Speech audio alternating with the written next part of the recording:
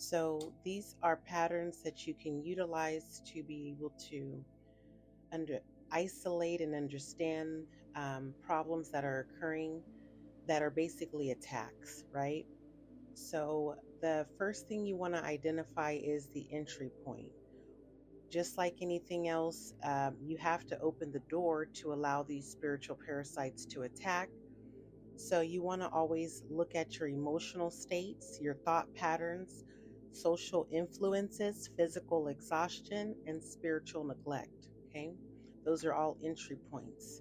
So then you also want to then observe the recurring patterns by asking yourself, when do these disturbances most happen? You want to write down the exact condition every time that you feel attacked, drained, or manipulated.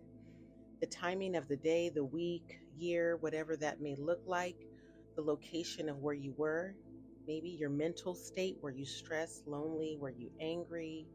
Or are you just feeling complacent? Your spiritual state. Have you been neglecting prayer? Maybe not meditating, reading scriptures, fasting, doing things that are taking spiritual baths, right?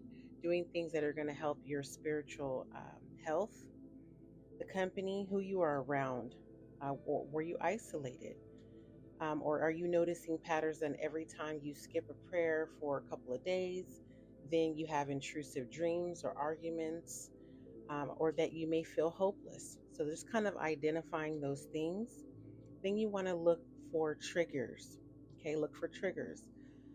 That's a first spark. It's not a full fire, but it is a spark. So ask yourself, what is happening just before you notice the influence? What is happening before you get upset, angry, or sad?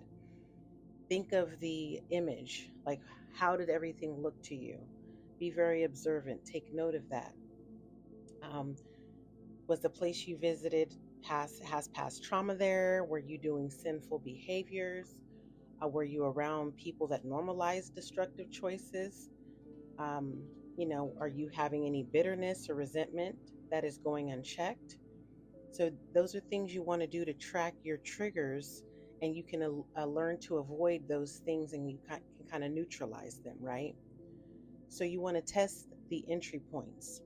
Once you have suspected these vulnerabilities, you can test it. You can block the entry points by avoiding, certain media that may be negative or low vibrational, or limit your time around toxic people, and have spiritual